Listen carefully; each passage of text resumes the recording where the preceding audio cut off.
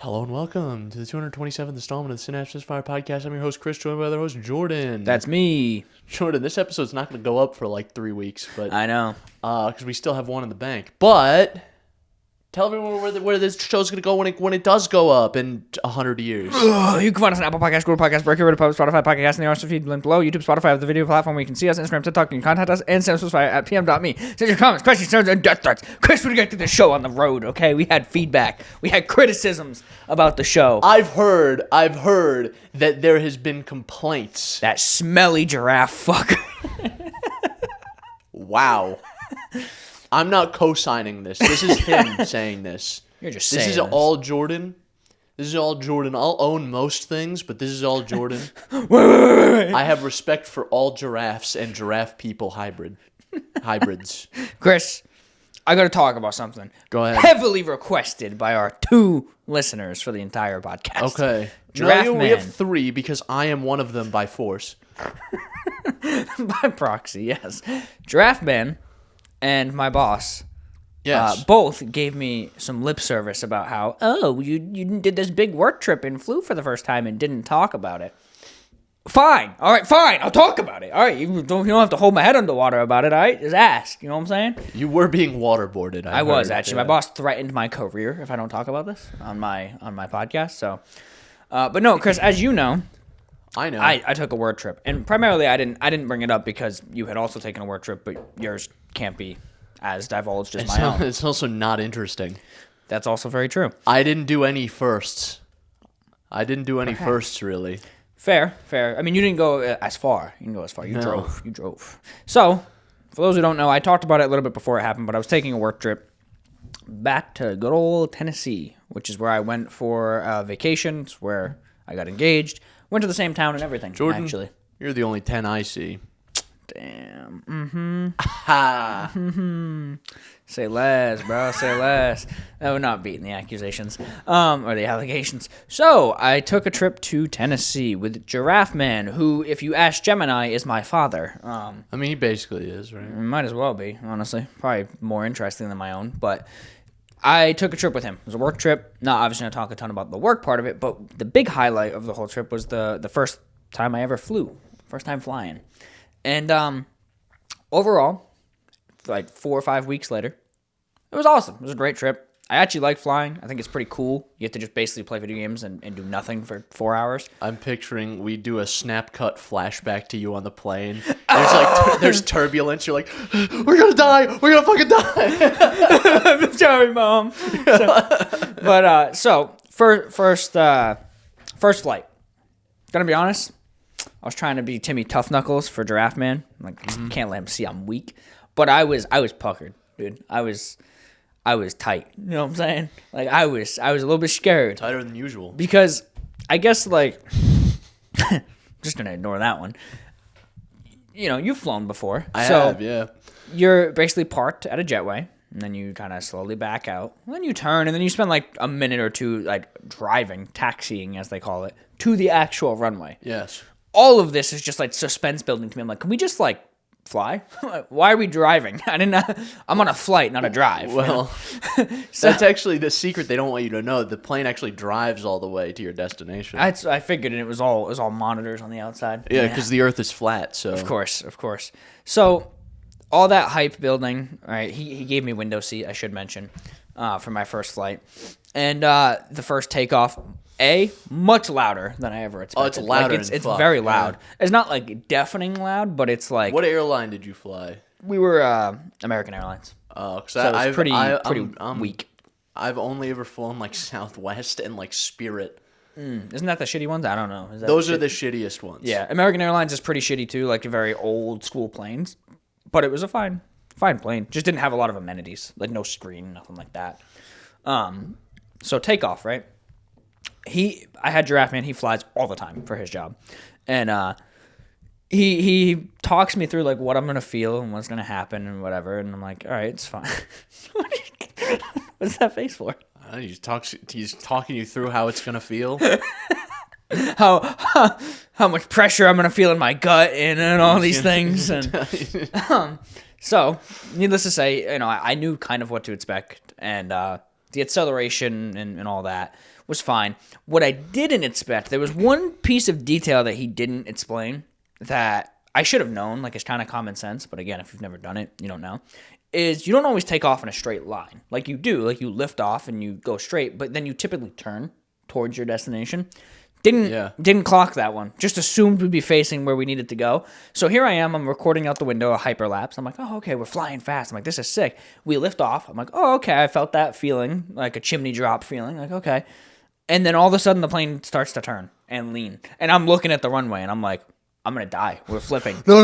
I'm like, this is it. We lost control. We're spinning upside down. We're going to explode on impact. Goodbye, family. And then we just start to turn. We just start to curve off of the runway. So you saw that the plane started to turn, and you assumed the worst. You assumed the worst, and then the pilot not communicating anything didn't give you any indication. The pilot not being like, holy shit, we're going down. Mayday. They don't make it a secret when that happens. They'll tell you about it. Yeah, I'm sure. But no, so yeah, we start turning and I'm like, ugh. I literally, in the middle of this plane went, ugh. And Draft Man's like, what?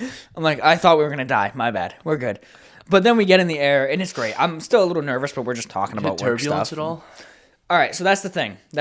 So, second flight, massive delay. We flew out at like fucking 9 o'clock at night. We spent like 10 hours total for these 2 flights. It's exactly the amount of time you want to spend in an airport and on a plane. Yeah, it was pretty ass. But that second flight, Draft Man's like, I'm gonna sleep, and I'm like, I don't want to. I'd rather just play video games on this Can flight. you hold my hand instead?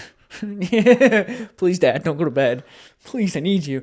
So we're flying. I'm playing on my ally, and I felt turbulence. Like it wasn't like, oh my god, I'm so scared. It was just like felt like I was going over like potholes in a car, and that happened or whatever. And then I say that to him. I'm like, oh, did you feel the turbulence? And he's like, that wasn't real turbulence. And I'm like, I've hit some pretty nasty turbulence before. Well, that's what he was saying. Like he was claiming like he's hit turbulence where you just drop out of the air a couple feet and you feel like that. Like, yeah, and we didn't have anything like that, and I'm glad. But yeah, I mean, I hit that kind of turbulence, the vibration kind. Yeah, but barely. I hit turbulence that was like it like I could hear. I was sat like right in the seat where you're like. Right where I imagine the attachment point for the wing is, and you could hear the wing like creaking. Yeah, and it was flexing. Like flapping around. I was like, "That's we sat in the wing looking. seat. Yeah, that's we sat. Bad." I would be remiss to not mention. Have you seen the video of the woman having a panic attack on a plane, where she's on a plane and she's like. She just like starts screaming. Let me find it. It's fucking great. Announced that we're gonna go through some turbulence, so everyone buckle up. And I was really shitting myself. Okay, I'm so sorry for the scream.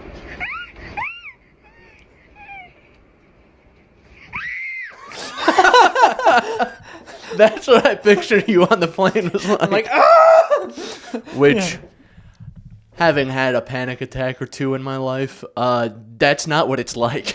No, I mean, I don't know if I've had official panic attacks, but I've been pretty damn close. I told you the story about my mom's alarm triggering me when I was half asleep a couple days after I had to put Oscar down, and I've mentioned that before. Like her alarm went off, and I literally jumped, like I dead sleep. I sat up like at Mach fuck and like was like hit my heart rate. My watch started buzzing, being like, I think you're having a heart attack. Yo, your heart rate's 250 right now. You gotta calm down. I think I told that story on the podcast, but yeah, basically my watch was buzzing and it was like, you might be going into cardiac arrest. I had like a BPM of like 196 or something, and I was like, whoa.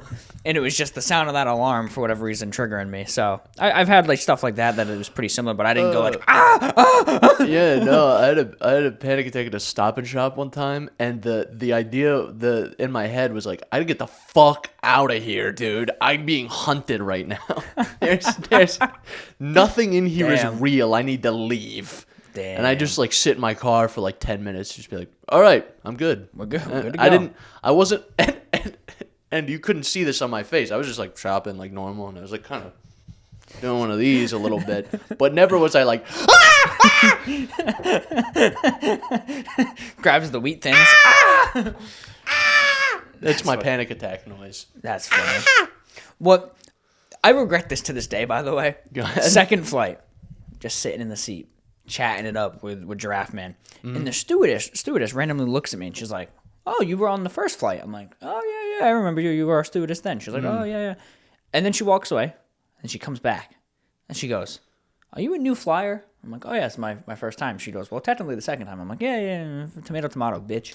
But I never asked her how she knew. I wasn't sitting there panicking. I was just talking with Giraffe Man, and like she just made that claim. And I understand she probably has flown a billion times, so she has cues. But like, I want to know what those cues were.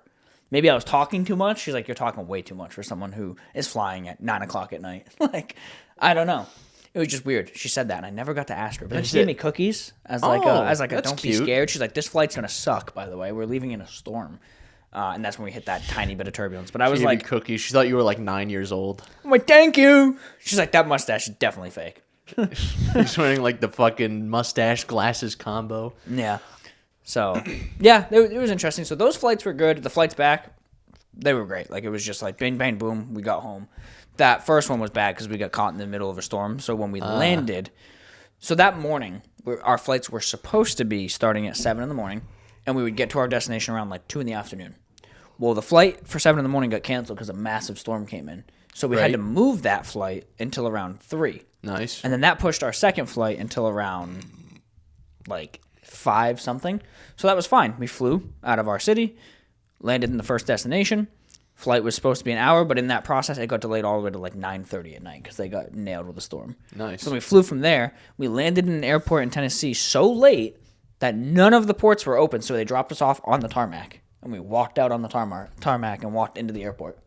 So that was pretty insane. So I got like the whole gambit of experiences, by the way. I got to have a decent first flight. It was delayed, of course, but first flight went pretty decent. I got to experience sitting in an airport during sideways rain as we're like, "Oh my God, are they going to cancel our flight?" They moved our gate like 4 times. Numerous delays. I got to be let out on a tarmac. I got to experience some very, very mild turbulence. So yeah, overall, it was a pretty good experience overall. I did, out of spite, send a picture to my boss of me playing bully on the airplane. Because I've been telling him for years to play bully. And he just won't because he's like some dumb idiot guy. So, that's just how it goes. But we all know that Guardians of the Galaxy was your game of the year that one time. But Yeah, Bully might be your game of the century. Perhaps. And we know that Giraffe Man is very upset about Guardians of the Galaxy being my game of the year that one time. Yeah, he was. I remember when that happened. He was up punching the wall For fun.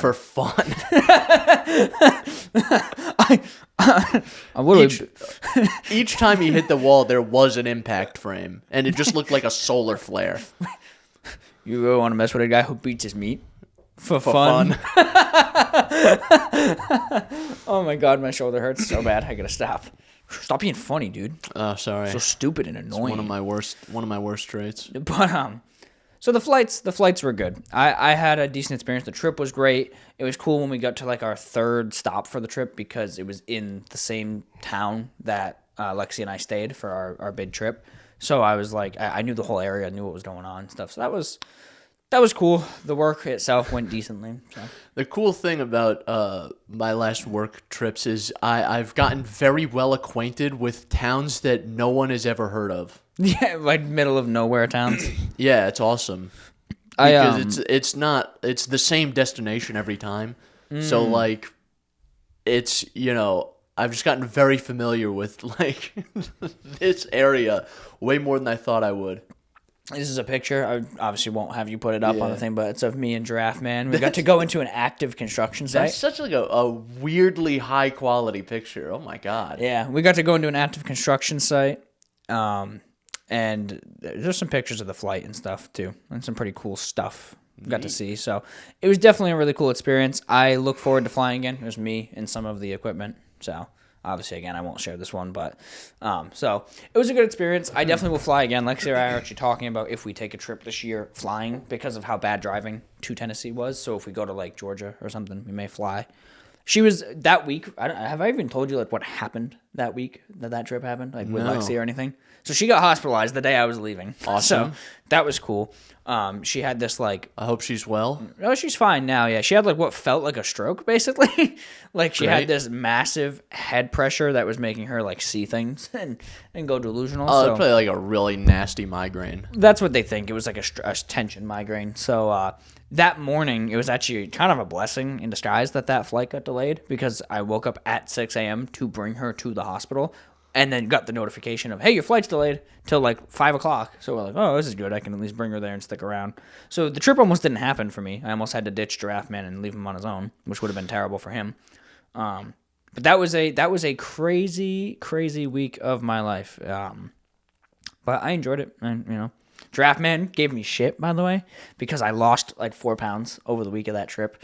Because when we would go out for dinner, I would prioritize like really high protein meals because I wasn't working out and I wasn't bulking, you know, and eating as much as I normally would. Right. So I picked the high protein over the high calorie. Because like, yeah, I could have ate mac and cheese every night and got my calories in, but had no protein or like very minimal. You're just carb maxing. Yeah, carb and fat maxing. So I went for things like steak and shit that has a shit ton of protein, but it's very low calories. Like, believe it or not, like a sirloin, 8-ounce sirloin, you're talking like 400, 500 calories for like 60 grams of protein. That's a shitload, yeah. So that's what I went for. So therefore, I lost some weight. And then he said, "Oh, what are you saying? I didn't feed you." I'm like, "No, that's not what I'm saying, buddy. That's not what I'm saying." No, you would walk up every day, please, sir.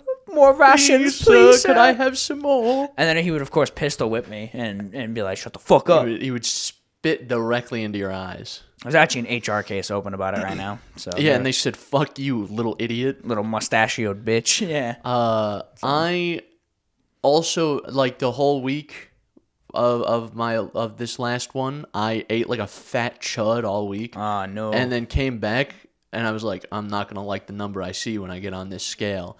And I lost 2 pounds. That's good. I was going to say. How the fuck did that happen? Yeah.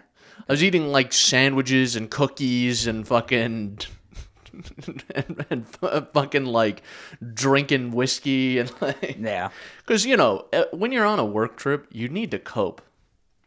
Yeah. You need to cope. I was That eating like tracks. pizza and sandwiches, Some and pizza, cookies some and- roast beef, a sandwich. Yeah, that's fair. So overall, it was definitely a good trip, and yeah, first time flying wasn't bad. I definitely look forward to doing it again. I actually figured out that like I actually enjoy flying. Obviously, turbulence would be terrifying if it was real turbulence, but you can't exactly predict that every time. But overall, flying's pretty cool. The airport part of flying is the worst part of flying. Yes. Minus, again, maybe real turbulence because I haven't experienced it. But, like, I don't know, something about just being like, I'm going to sit in this seat, I'm going to travel 1,000 miles, and I'm going to play video games the entire time. Sounds like a win to me because when we drove to Tennessee and that took 17 hours, it was a great drive because things are scenic and beautiful. But, like, you have to worry about other cars and That's people actually walking what I did out. on my drive. I was playing video games the whole time. Oh, yeah? Yeah. Did you have someone driving you? No. I didn't think so. I had it up on the Android Auto. I was playing fucking Flappy Bird the whole time. With the horn. The horn is the button. That's your flapping. But yeah, so it was definitely a good time. So that was my main thing. So now my boss and Giraffe Man can stop pestering me. I know they wanted this content, you know. I'm sure. We're just so famous and you know, we can't cater to everyone, but I went out on a limb here to cater to them specifically. No. I'll throw a branch out to our fans every so often. Absolutely. All 2 of them. Three of them. That's right, 3. 4 if we include you, because we do have one other fan. Well, you I'm just not a haven't talked to in fan. a while. Yeah, I hate this show too, actually. I'm not a fan. I watch and participate in every episode. So Yeah, out of spite. Yeah, exactly. So, I have one other thing to talk about, but I want to pass it over to you, Chris. Do you have anything specific going on that you're so excited about? Season 4 of Invincible is done.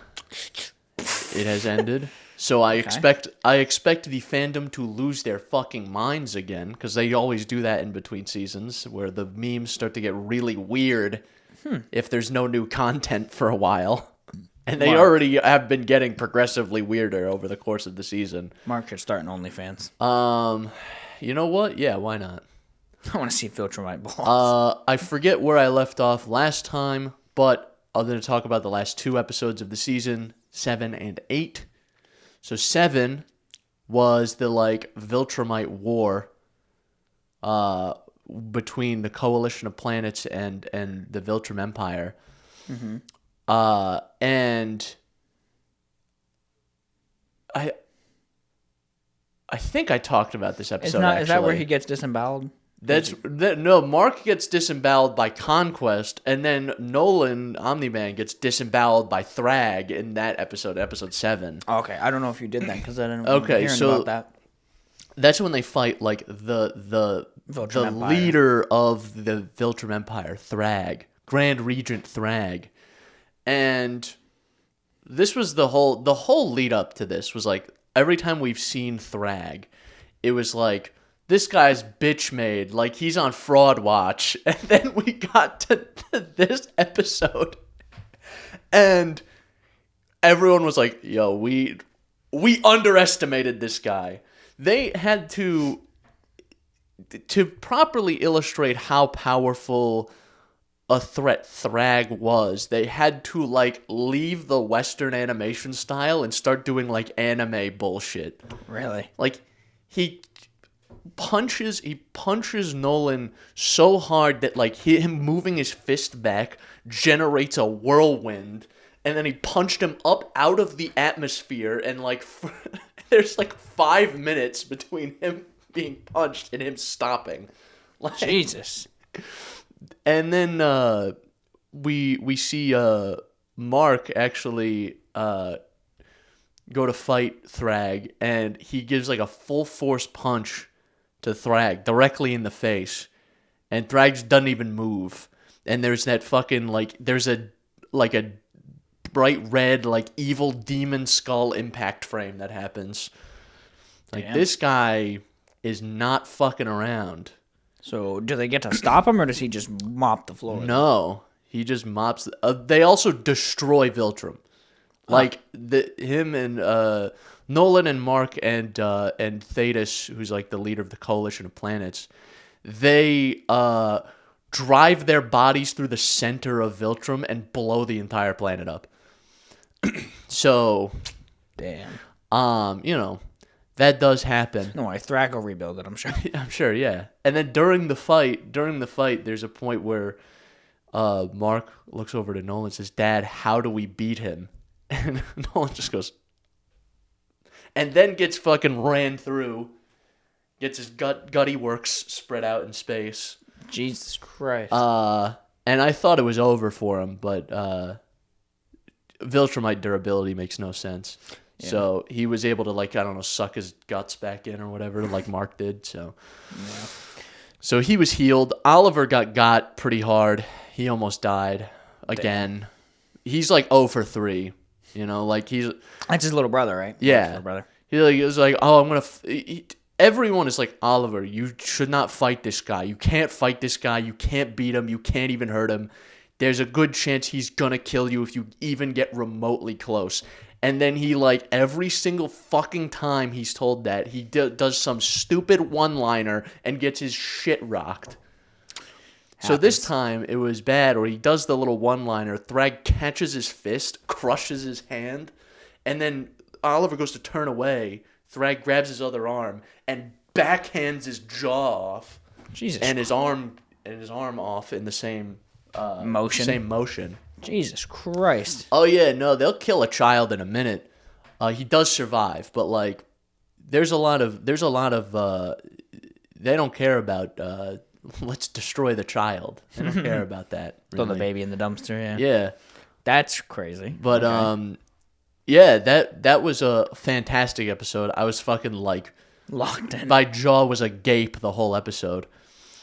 And then in the finale, I was expecting this because at the end of the episode 7, there was Mark was like, "Oh my god, they're going to Earth.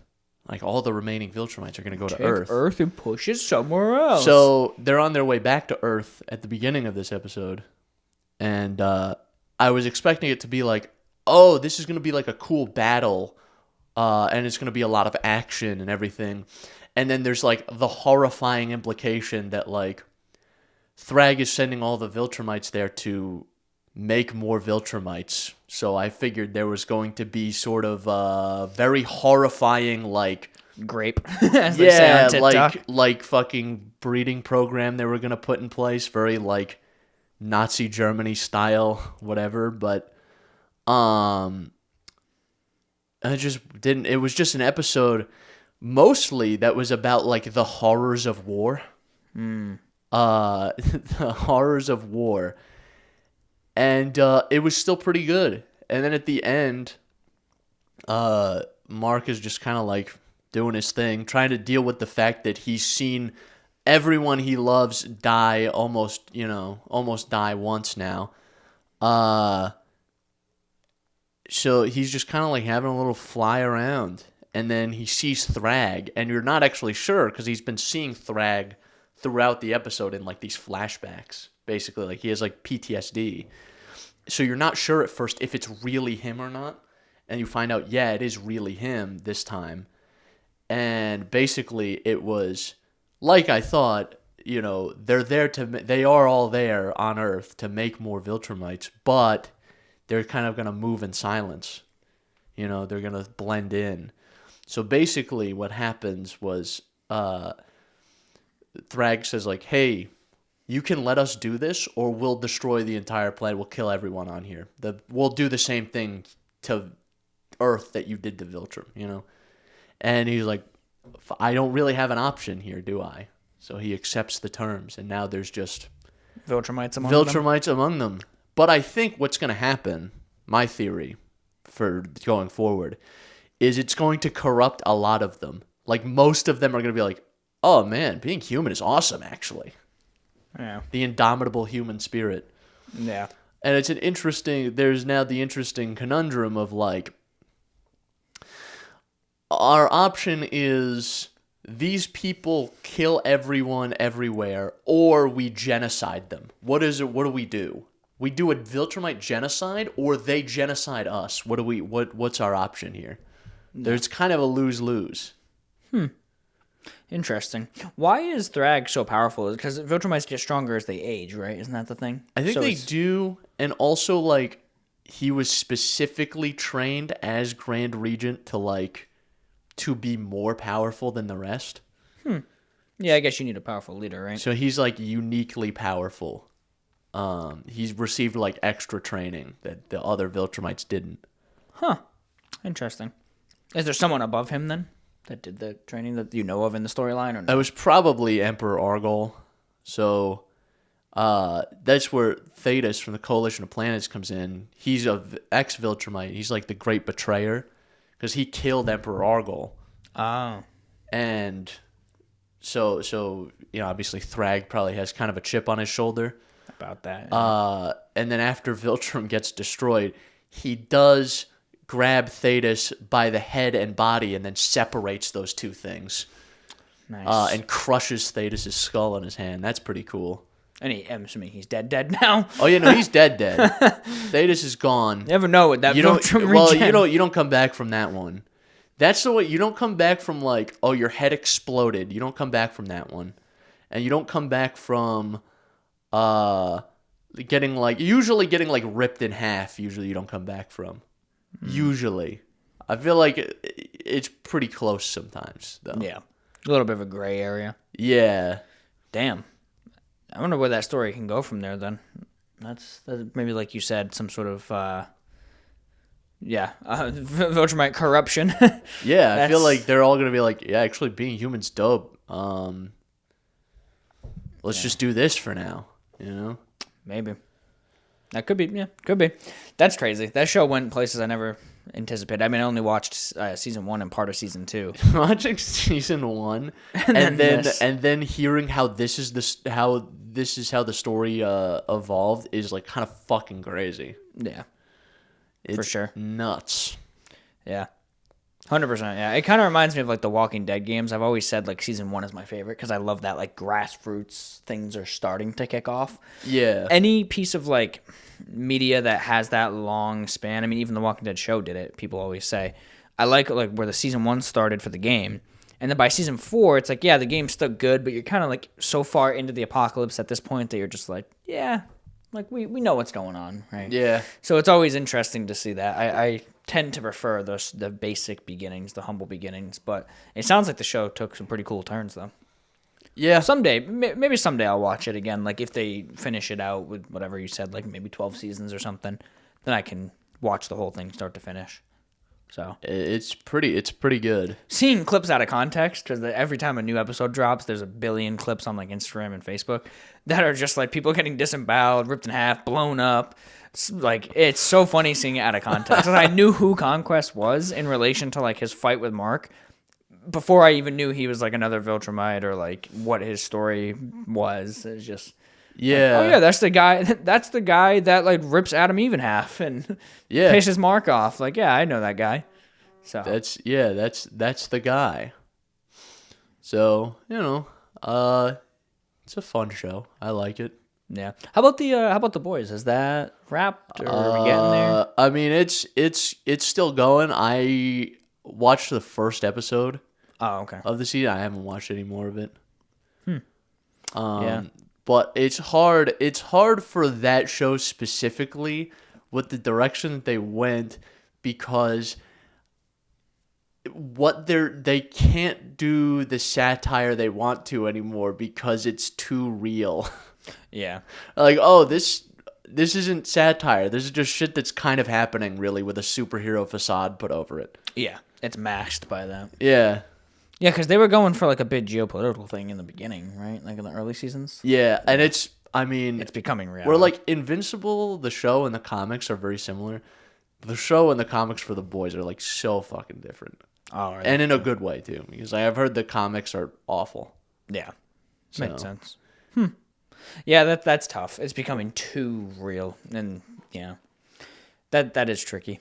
I feel like that. Have you heard about the new Metro game that got announced? Yeah, I did hear. I heard 2039. Yeah. So remarkably excited for it, but it's also doing the same thing, but on purpose. Where the developers, they're from Ukraine, and obviously they had the Russian invasion, and the game There's a lot going on over there in Russia.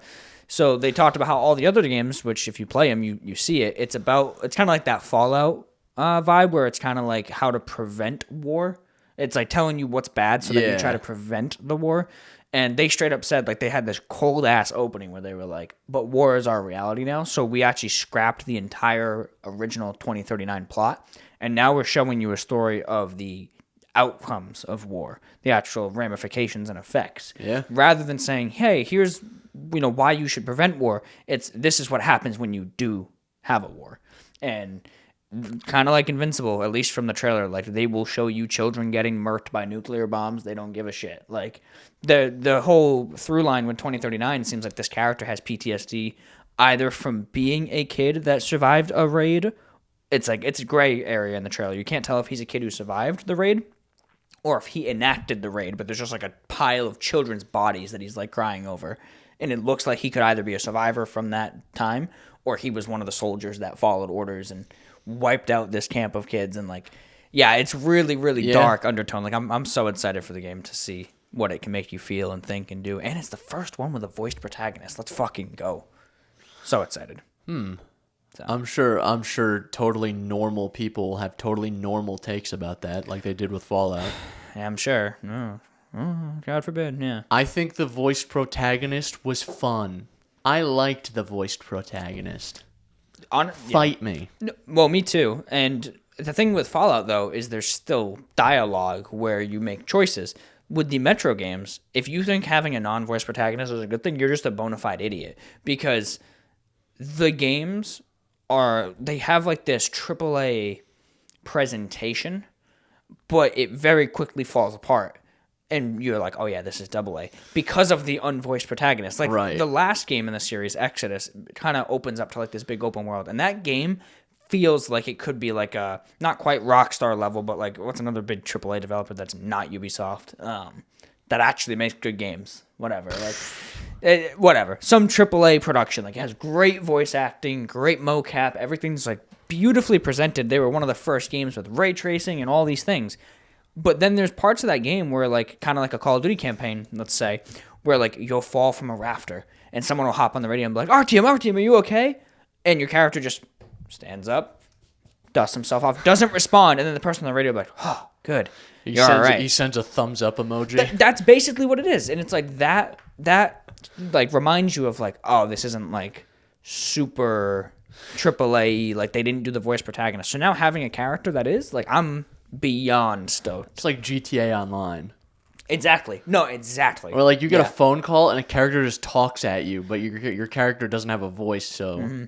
No, exactly. That's exactly what it's like. And it takes you out of the immersion when you have, like, you fight this big monster, right? And, like, in any other game, your guy would be like, holy fuck, I can't believe I did that. We just killed the monster. Yeah. And instead, they're like, oh, team, are you okay? I saw the monster. You got him? Oh, thank God you're all right.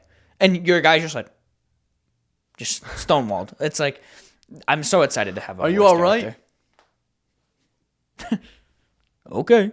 Mind you, they're like 50 miles away on a train, and they somehow saw all this, and like that's the problem. He's got a GoPro on, if you look. 100%, yeah, it's right on the top. So I'm beyond excited for it, but pretty cool. Yeah. Do you have anything else to say on Invincible, boys? Anything? Still working through Stormlight 2. I'm like on part 4 now. How many parts is there? So I'm like 720 pages in or something. So getting pretty close to the end of this one. Nice. Pretty good.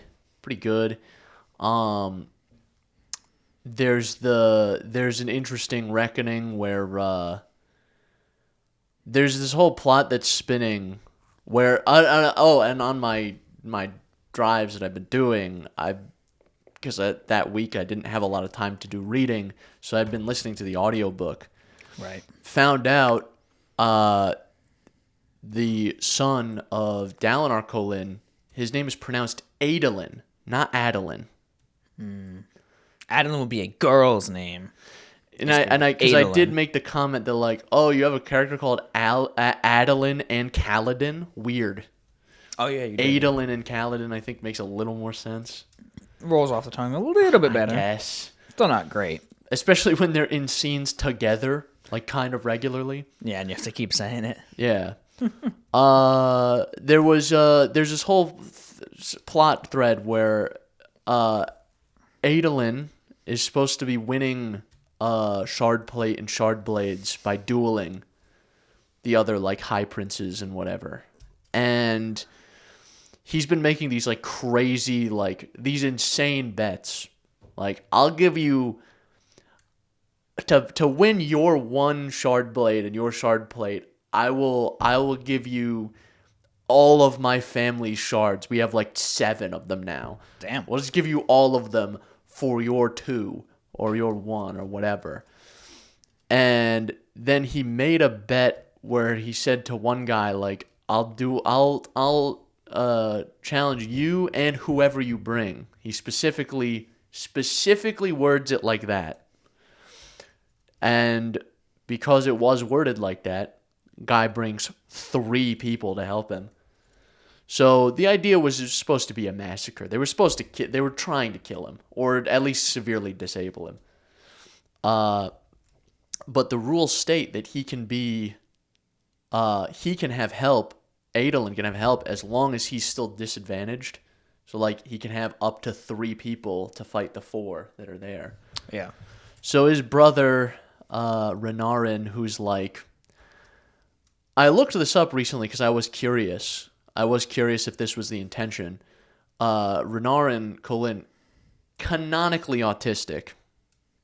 Canonically autistic. And I was like, because we see the things that he does, and we're like, oh, this seems like. I was like, oh, the boy's just autistic. And then I looked it up to see if that was the intention, and it was. Interesting. So, he's had his own issues, and it wasn't trained to fight ever. But now that he has like shard blade and a shard blade and shard plate and all the like necessary stuff for that, he's been training. But obviously, like he can't duel like his brother Adolin, who's been doing it his entire life. So he jumps in to help. No plate, just the blade. So if he gets hit with a shard blade, he's fucking crippled permanently or dead.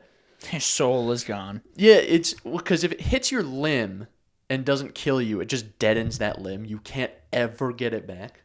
So there's kind of a half exception to that. But you can't ever get it back unless you're a main character. But then, obviously being king or captain of the guard, Kaladin is watching this and says, this is a fucking man. I got to do something. He doesn't have a shard blade or a shard plate, but he has fought 2 shard bearers, killed 1, and he has like his own surge binding powers. He has special. That's why I said it only works if you're the main character. He has special powers where he can like inhale Stormlight, and he can like fucking stick people together, and he can like lash himself to surfaces to like increase the direction or like change the direction that down is for him. So like he can basically lash himself to this wall, and that's down. down. Yeah. And he can do that multiple times to like amplify the force. So he can kind of, and I think Sanderson has said this pretty much directly, verbatim. He's like, Kaladin can fly, kind of. Yeah. So makes sense. He can do a lot of cool stuff. So he helps out, and then fucking absolutely these 2 guys, Kaladin and Adolin, fucking mop the floor eventually after being both damn near killed. And then the whole idea was for Adolin to get a boon from the king to say like, anything that I can do as king, I will do for you because you've impressed me with this duel. And the whole thing was building so that he could have a challenge to High Prince Sadeas, which I found out is pronounced Sadius from the audiobook, but I think that's stupid. Sadeas.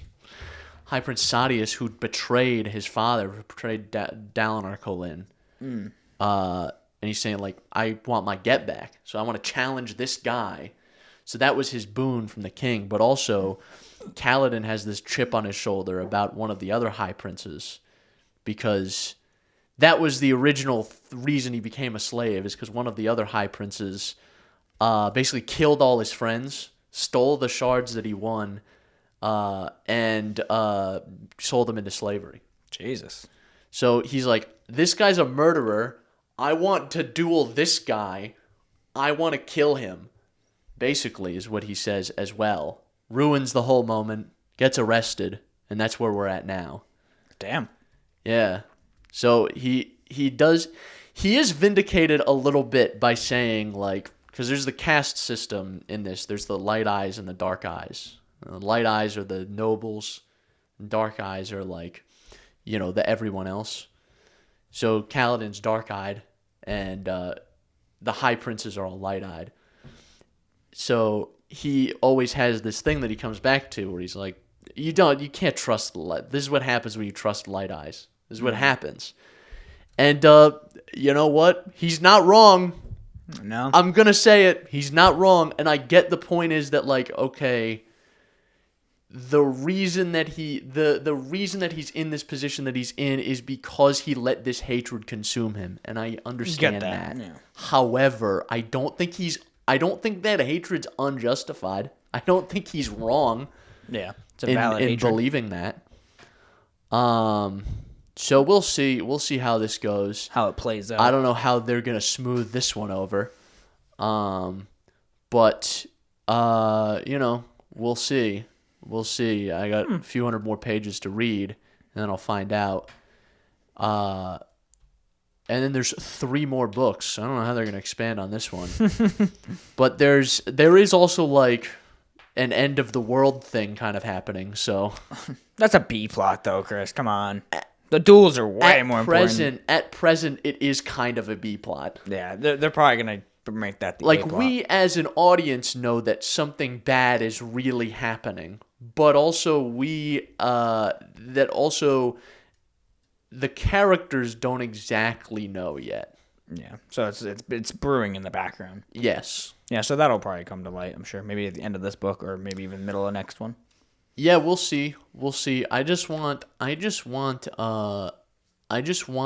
book, or I want one point in the book where fucking High Prince Sadeas gets it. I want because he's such a piece of shit. I want them to get their get back. Yeah. And I want High Prince Amaram, who's the guy that Kaladin has beef with. I want him to get got too, because he's there was also revealed in this part of the book that he's kind of one of the architects of this end of the world event. So, or is trying to bring about the end of the world or something to that effect.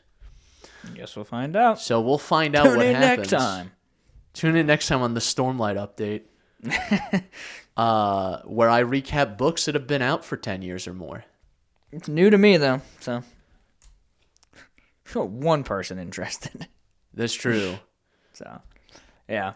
I can't wait until if they do make a movie for, is it the Stormlight one they're making the movie for, or is it the... They're doing a show. That's a for show. Stormlight. And what's the one that's Mistborn? They're going to do a movie. That's how I talked about this. This is how I'm going to Sanderson pill everyone I know. Like, you got to check out this fucking movie. Yeah. And you know, there's a book too. You know that. Yeah. You know, there's a book. It's 100%. You should read the book. When that movie comes out, I got to go with Chris, and I'm going to be like, what the fuck is happening? Who's that guy? I'm going to be like this the whole time. Vibrating. I'd be like, well, this guy, he can do this, but he also, and then at the end, he does this. Yeah. Sounds about right. Chris? Yeah. Is all you got for now for the Stormlight? Stormlight update? I think so. All right, I'm going to make a claim here. Oh. I could come to regret it. Okay. At present, I'm playing a game. All right. Take a guess what that game is. It's not Crimson Desert. Bully. Yeah. No. Take a guess. It's a modern title. Modern title. What has come out recently? I don't even know. You'll know the name when I say it, I bet. That's why I wanted to see if you could. I don't know. Playing a little game called Pradmata. Oh, yeah. No, I've seen clips of that recently, and that looks like... Okay, so here's where I'm at with seeing stuff from that game. Because it's all been so wholesome so far with the side of the controversy that's happened. Fuck those guys. Those guys should be killed. No, I agree. That's not even that crazy to say. But every clip I've seen from that game has been so saccharine, wholesome, and adorable. Then I'm like, they gotta kill the child, right? They have to destroy the child. Or the guy.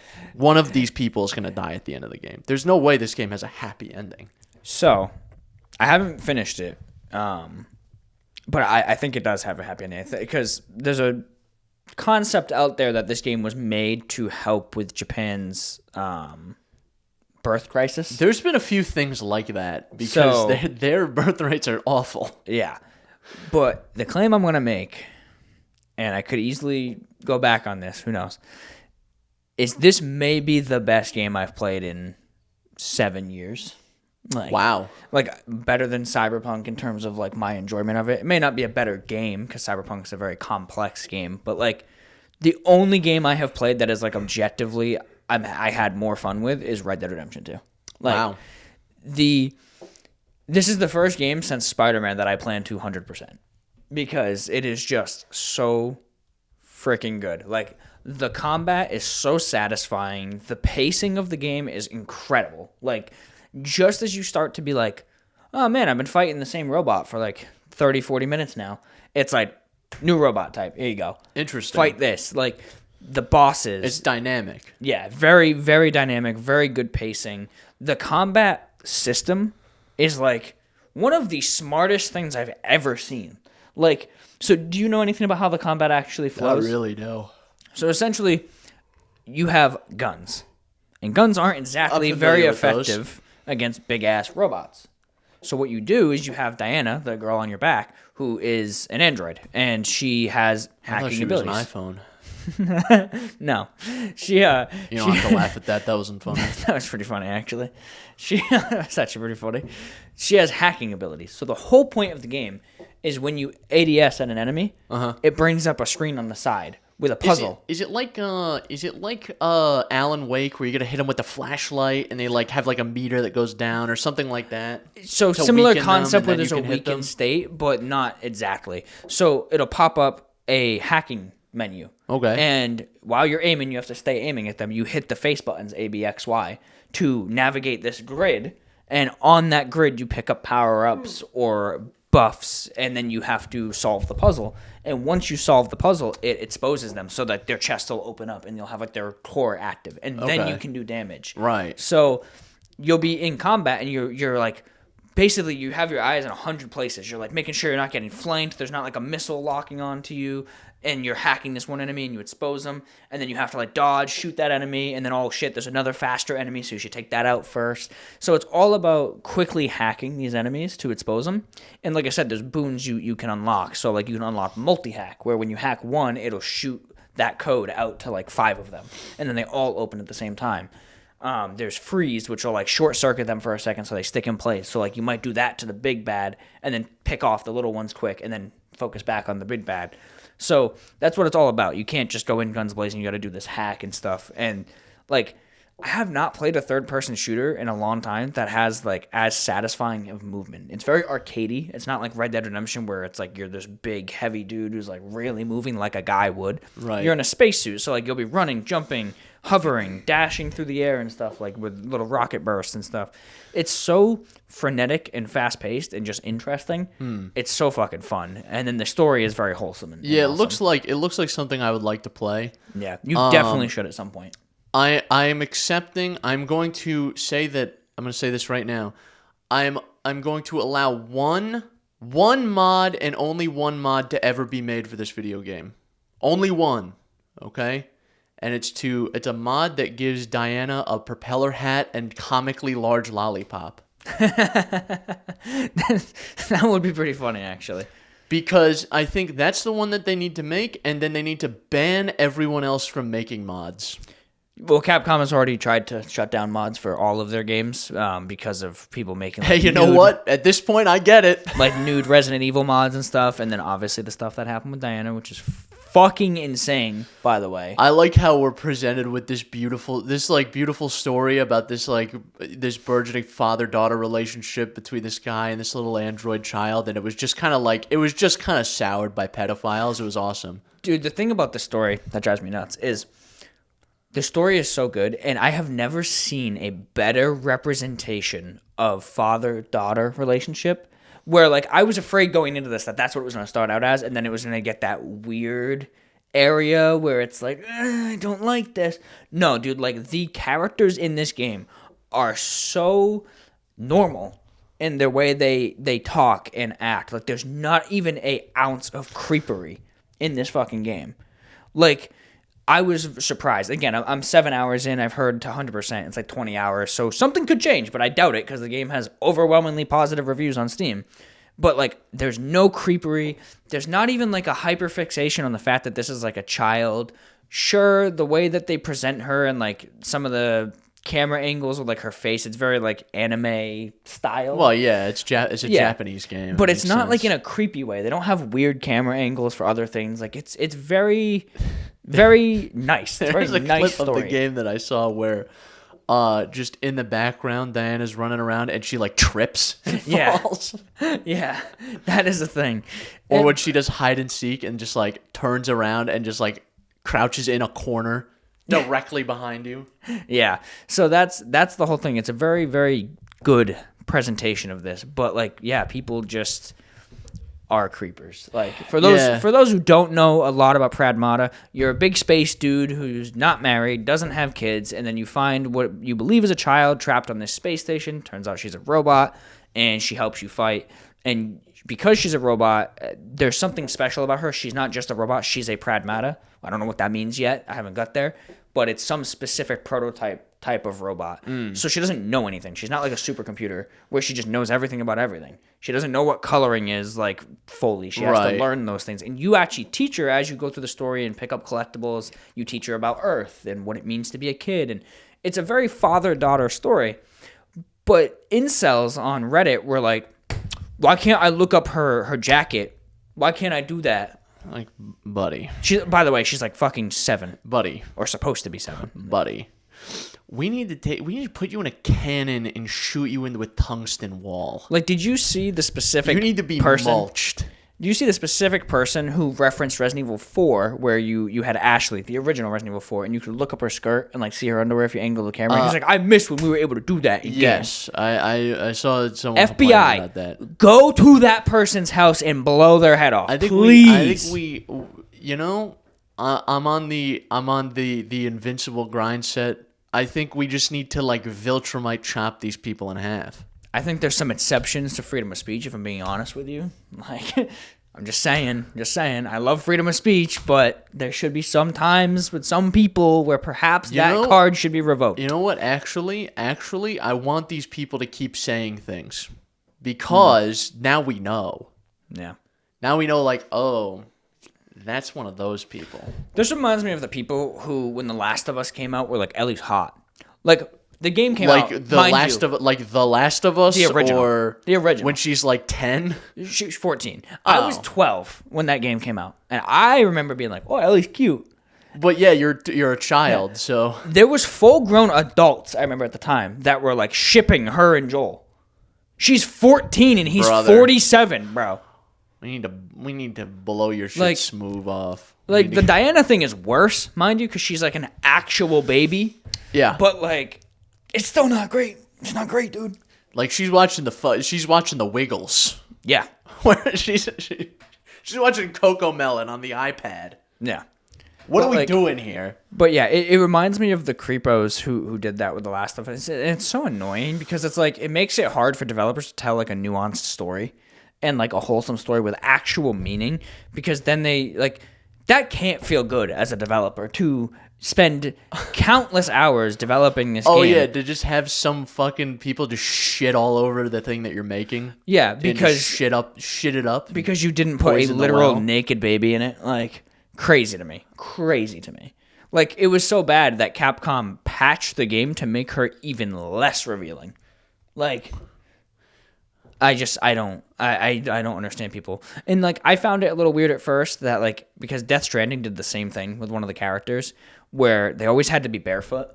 And in Death Stranding it made no sense. It was just that she was a baby soul trapped in like a teenager body. So she would take her shoes off a lot because babies just do that. And I get that, but it was weird in Death Stranding. And I thought it was a little weird in this game that she's always barefoot, but then they explain why, and it's still not great. Like you didn't have to do that, but basically the entire space station you're on is one big ass wireless charger, and she's a robot, and that's how she gets her power is by making contact with the ground. Again, you just didn't have to do that. You could have said it was like super futuristic, casting energy out, and she just like absorbed it. But like they don't make it weird. You don't get a bunch of foot cam. You do in Death Stranding. But yeah, we also know what kind of guy Hideo Kojima is. Yeah, you know, him and Quentin been hanging out. There is I believe one of the actresses. I think it might have been the actress who played that character. Elle Fanning. Yeah. Who she was like, they wanted to take a bunch of like high resolution scans of the bottom of my feet. It was really weird. And she sounds traumatized by this. Yeah. So we know what kind of guy Hideo Kojima is, you know? Yeah. Yeah. But Pragmato seems like it'd be a good time, but I'm just saying me as a writer, or as like if I was a writer in that room, I'm like, we gotta fucking kill the kid, right? But also because I think it would work really well there because, and I'm not usually for child murder, you know, not usually. Yeah, so she's like not real anyway, right? Not usually for child murder, but also, and I think it would work well in that story because it is so wholesome the whole time. That, like, it would really affect you. Like, if you read, like, The Road by Cormac McCarthy, you're like, there's no fucking way this story has a happy ending. Because even the, like, wholesome moments are, like, horrifyingly sad. You know, in the world where this father and son come across an abandoned camp where there is a baby being roasted on a spit over a fire. You're like, oh, there's no way this ends well, right? Yeah. And they're both getting like increasingly sick as they travel. This isn't gonna end well. so you'd be expecting something to happen, and then when at the spoiler for fucking The Road, when the dad at the end of the story dies, you're like, oh, this is sad, yes, but like I understand that this was something like this was going to happen, but this is like you're expecting like, oh, this is good. We're so back, everyone's going to make it. Destroy the child. Yeah. Yeah, the one thing that I haven't beat the game yet, but the reason I think that won't happen is A, people haven't talked about it, and by now, if they killed the child, I'm sure it would have been everywhere. But B, this game has a very easy out, where in this world, I don't know if you know anything about the world of the game, but there's a element called Luna Filament, and it allows you to 3D print anything. So you hook it up to this big space 3D printer, and you can 3D print New York City in like 10 minutes. The whole city. Cars, buildings, signs, everything. Mm-hmm. That's the whole concept of the game, is they're practicing this shit on the moon before bringing it back down to Earth, which is why you go to the moon and then you get stuck there. Fair enough. And the robots go rogue or whatever. And you can't just 3D print the spaceship to get yourself back? No, because the AI that runs the 3D printer and stuff has taken over the whole compound. That's why you're stuck there. So you're trying to basically get ahead of it using Diana to like hack it and get you out of there. Where was I going with that? Oh, so that's the whole concept of it. And with that, they just randomly throw in that like you can also 3D print cellular repair. So like at the very start of the game, the first time you meet Diana, spoiler alert for the first 30 seconds of the game, it's because your guy gets fucked up in like a moonquake, and she scans him, and it's like he has like his leg in 37 pieces, his suit is torn, he has a collapsed lung, and like all this shit, and she pulls out like a little handheld 3D printer and does cellular repair on him, and then he's like, oh, I'm good. Oh, what the fuck? Like hits his ass with a stim pack, basically, and she heals him and everything. So like that's gonna be their easy out, where I feel like even if something does happen, like they build the tension because they show you that in the first like 30 seconds of the game, and it's not like nuanced. I feel like there's gonna probably be a point in the game where you save Diana and like sacrifice yourself and get like blown up, and then she like last minute pulls out the stim pack and reses you. My Stormlight poisoned brain would say, oh, she's like an edge dancer, because they have the power to like, they can like fucking regrow people basically. Ask them to give me a couple inches off top, bro. Maybe like 5'7" at least. Don't know if that's how it works exactly. You just said, man, they could grow people. What the fuck? We've only seen I've only seen the power in one interlude, which was definitely a backdoor pilot for the novella that follows the same character, which I don't know if I care about. I'll be honest. Fair. But if I read it, I'll let you know how close. Give us an update on it. Yeah. So, TLDR, if you are a normal human being who is not an insane loser, incel, virgin, bitch boy, creeper, PDF file, play Pradmata. It's incredible. And it is pronounced Pradmata, not Pradmata. I kept saying Mata, and then in the game they say Mata. I'm like, shit. You know. Tomato. You know. Pragmato, you know. Prego. It's, it's a good game. It seems like it would be fun, and I like the trend of the type of game where you have a follower the whole game that isn't fucking useless. Yeah, that's awesome. She's actually the only reason you can fight. So yeah, it's like really it's like having like in I heard one person describe RE4, Resident Evil 4, as having a bitch button. Where you could point, what's her name, Ashley? Specific direction, go, bitch, dumpster, go. Yeah, it does. It does have that in the remake.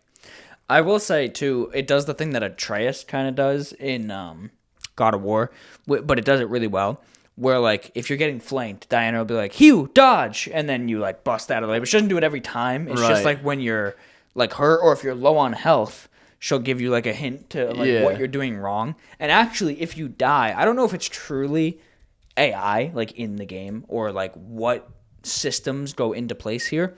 But if you die, because I died one time by accident because I was just like half asleep playing the game, it actually does. It says Diana's assessment, and she actually tells you what you did wrong. So like I said, you allowed too many enemies to flank you.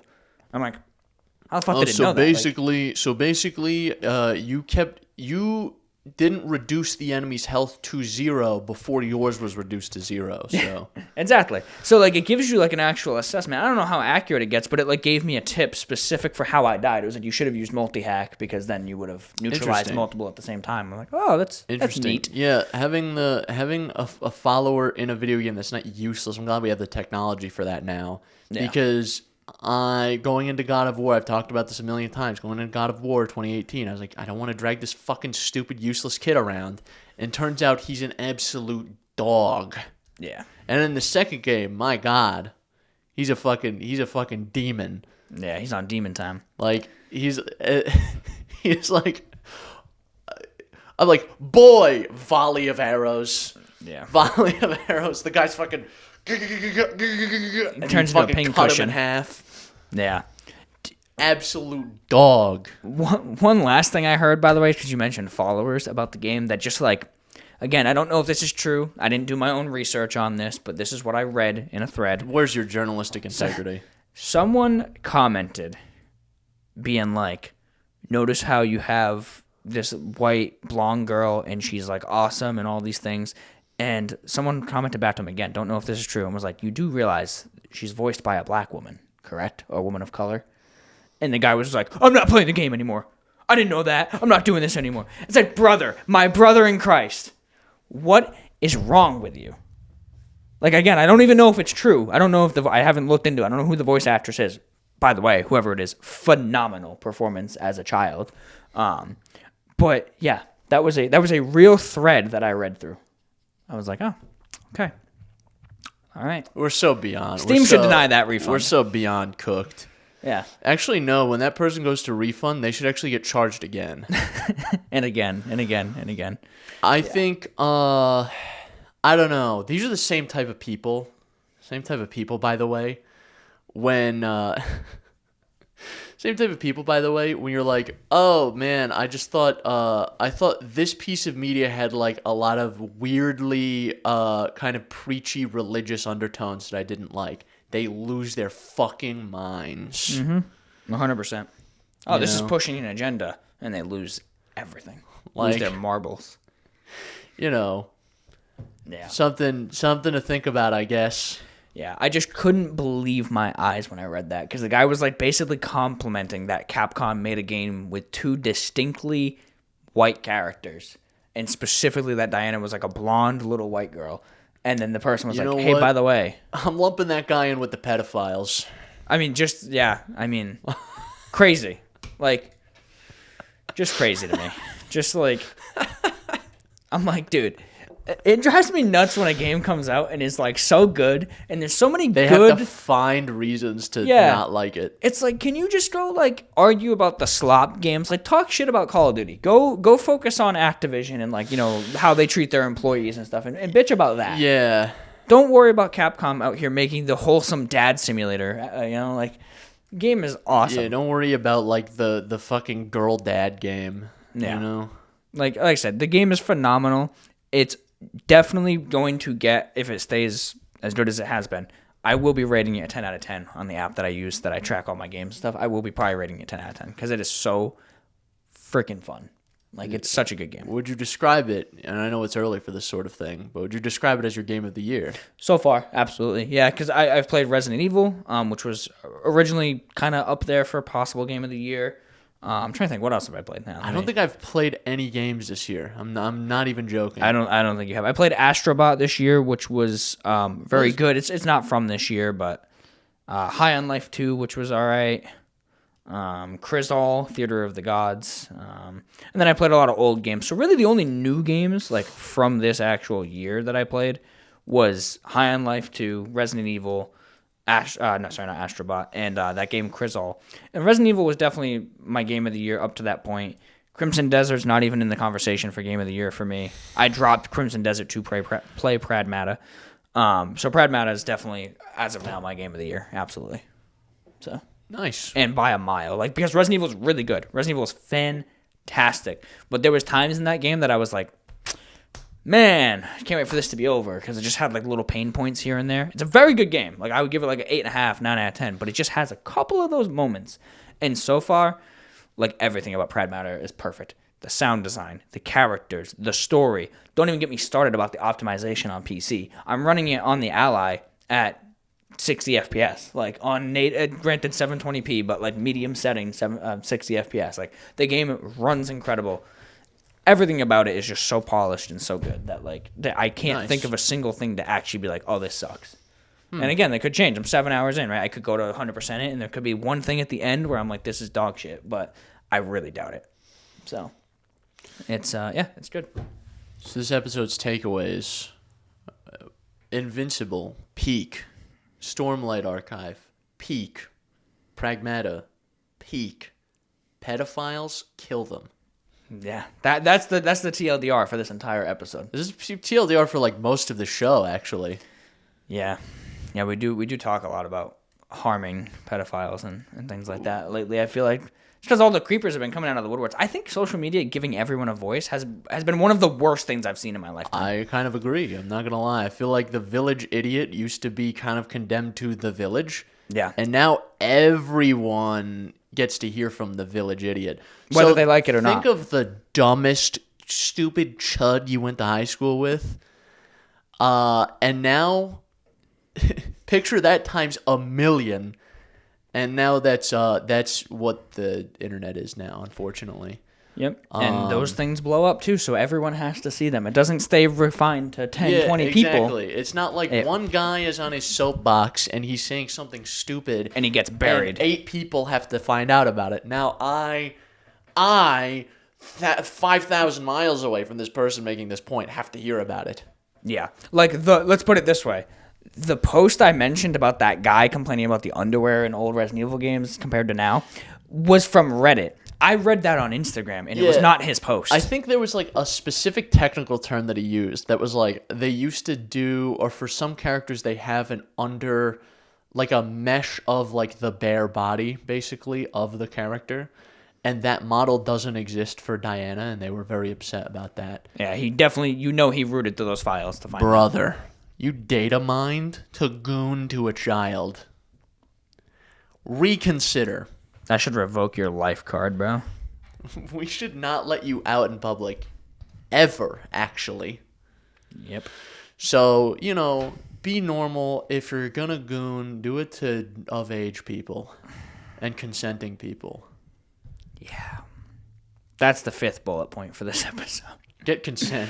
When Gemini reads this to Giraffe Man, he's gonna be like, "What the fuck was this?" What the fuck? He's was like, this I wanted episode to look up the Tennessee trip, and he's gonna be like, "Wait a minute, wait a minute." This episode 227 of the Synapse Misfire Podcast, titled "Anti-Epstein Files." Yeah. So that's all I got, though.